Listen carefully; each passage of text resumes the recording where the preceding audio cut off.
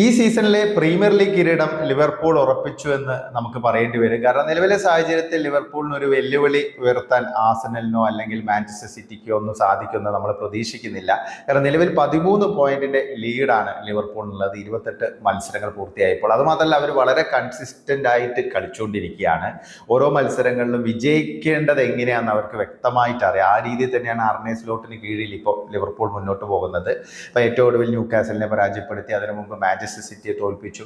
അപ്പൊ ലിവർപൂളിനെ സംബന്ധിച്ച് ഇനി അത്ര വലിയ വെല്ലുവിളികളൊന്നും അവരെ കാത്തിരിക്കുന്നില്ല. അതുകൊണ്ട് തന്നെ അവർ അധികം വൈകാതെ തന്നെ ആ കിരീടം ഉറപ്പിക്കുമെന്ന് തന്നെയാണ് നമ്മൾ പ്രതീക്ഷിക്കുന്നത്. പക്ഷേ ലിവർപൂളിന്റെ ഈ ഒരു ഡ്രീം റണ്ണിനൊപ്പം തന്നെ മറ്റൊരു ഡ്രീം റണ്ണും സമാന്തരമായി നടക്കുന്നുണ്ട്. അത് മുഹമ്മദ് സലയുടെ ഒരു ഡ്രീം റൺ തന്നെയാണ്.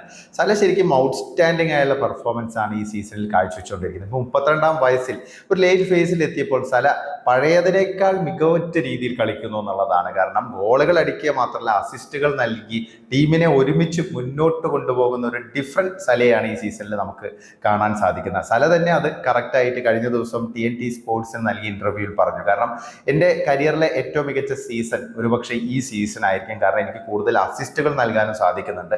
അതുമാത്രമല്ല, എനിക്കൊപ്പമുള്ള താരങ്ങളുടെ പ്രകടനം ബെറ്റർ ചെയ്യാൻ എനിക്ക് സാധിക്കുന്നു. അതൊരു വലിയ കാര്യമാണെന്നാണ് സല പറഞ്ഞിരിക്കുന്നത്. അപ്പോൾ അദ്ദേഹം വളരെ സാറ്റിസ്ഫൈഡ് ആയിട്ട് മുന്നോട്ട് പോയിക്കൊണ്ടിരിക്കുകയാണ്. അദ്ദേഹത്തിന്റെ ലക്ഷ്യം, ഏറ്റവും വലിയ ലക്ഷ്യം ഈ സീസണിൽ പ്രീമിയർ ലീഗ് ആണെന്നുള്ള കാര്യത്തിൽ സംശയമില്ല. അപ്പൊ അത് ഏതാണ്ട് സീൽ ചെയ്തു എന്ന് തന്നെ നമ്മൾ പറയേണ്ടി വരും. അതിനൊപ്പം തന്നെ ചാമ്പ്യൻസ് ലീഗും ഉണ്ട്. ചാമ്പ്യൻസ് ലീഗിൽ ഇപ്പോൾ റൗണ്ട് ഓഫ് 16 മത്സരം PSG-ക്കെതിരെ കളിക്കാൻ പോവുകയാണ് ലിവർപൂൾ. അപ്പൊ ലിവർപൂൾ ഈ ഒരു സീസണിൽ ഒരു വമ്പൻ നേട്ടങ്ങളിലേക്കൊക്കെ എത്തുകയാണെങ്കിൽ സലയെ സംബന്ധിച്ച് അതൊരു അവിസ്മരണീയമായുള്ള ഒരു റിസൾട്ട് തന്നെയായിരിക്കും. കാരണം അദ്ദേഹം മുമ്പ് ലിവർപൂളിനൊപ്പം ചാമ്പ്യൻസ് ലീഗും പ്രീമിയർ ലീഗും ഒക്കെ നേടിയിട്ടുണ്ട്. പക്ഷേ ഈ ഒരു ലേറ്റ് ഫേസിൽ ഒരു പക്ഷേ അടുത്ത സീസണിൽ അദ്ദേഹം ലിവർപൂളിൽ ഉണ്ടാകാനുള്ള ഒരു സാധ്യതയില്ല. നിലവിൽ ആ രീതിയിലുള്ള റൂമറുകളൊക്കെയാണ് വരുന്നത്. സലയോട് TNT സ്പോർട്സ് ഇന്റർവ്യൂവർ ചോദിച്ചപ്പോഴും സല വ്യക്തമായിട്ടൊരു ഉത്തരം പറഞ്ഞിട്ടില്ല. ഇതുവരെ കരാർ സംബന്ധിച്ച് യാതൊരു ക്ലാരിറ്റിയും വന്നിട്ടില്ല. ഈ സീസണോട് കൂടി ലിവർപൂളുമായുള്ള സലയുടെ കരാർ അവസാനിക്കുക. അദ്ദേഹത്തിന് സൗദിയിൽ നിന്ന് നേരത്തെ തന്നെ വമ്പൻ ഓഫറുകളൊക്കെ ഉണ്ടായിരുന്നു. അതിനൊപ്പം മറ്റ് പല ക്ലബ്ബുകളുടെ പേരും, വമ്പൻ ക്ലബ്ബുകളുടെ പേരൊക്കെ ഇങ്ങനെ കേൾക്കുന്നുണ്ട്. പ്രത്യേകിച്ച് ഇന്റർ മിലാന് താല്പര്യമുണ്ട്. കാരണം അദ്ദേഹം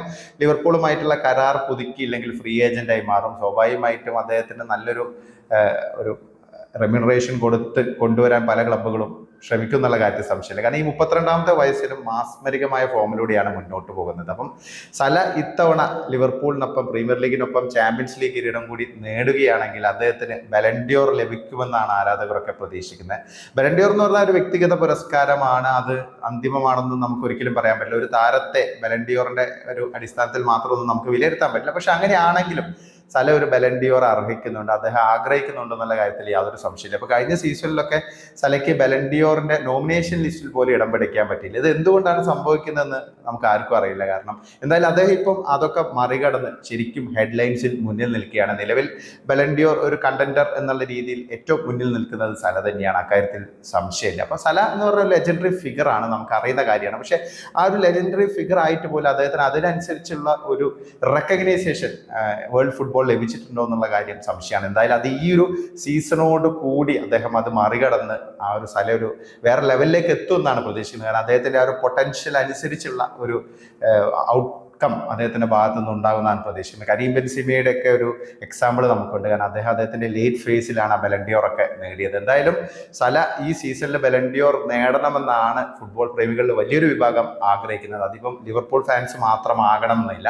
അദ്ദേഹത്തിന്റെ ചെറിയൊരു ന്യൂനത ഈജിപ്തിന് വേണ്ടി കളിക്കുന്നത് കൊണ്ട് തന്നെ അദ്ദേഹത്തിന് ആ ഒരു ഇന്റർനാഷണൽ ഫുട്ബോളിൽ വേണ്ടത്ര രീതിയിലുള്ള ഒരു ഉയർച്ച പലപ്പോഴും ഉണ്ടാകുന്നില്ല. അദ്ദേഹത്തിന്റെ പെർഫോമൻസ് ആണെങ്കിലും ആ ലെവലിൽ ഇന്റർനാഷണൽ ഫുട്ബോൾ വരുമ്പോൾ ആ ലെവലിൽ എത്തുന്നില്ല. അപ്പൊ അതുകൊണ്ട് തന്നെ അതൊരു ചെറിയൊരു ന്യൂനതയായിട്ട് അദ്ദേഹത്തിന് പലപ്പോഴും അദ്ദേഹത്തിന്റെ കരിയറിൽ ബാധിച്ചിട്ടുണ്ട്. പക്ഷേ ലിവർപൂളിനെ സംബന്ധിച്ച് പറയുകയാണെങ്കിൽ മുഹമ്മദ് സലയെ പോലുള്ള ഒരു പ്ലെയർ, അവരെ സംബന്ധിച്ച് അവരുടെ ഒരു ലെജൻഡറി ഫിഗറാണ്. പ്രീമിയർ ലീഗ് കണ്ടത് വെച്ച് തന്നെ ഏറ്റവും മികച്ച പ്ലേയേഴ്സിൽ ഒരാളാണ് മുഹമ്മദ് സല എന്നുള്ള കാര്യത്തിൽ സംശയമില്ല.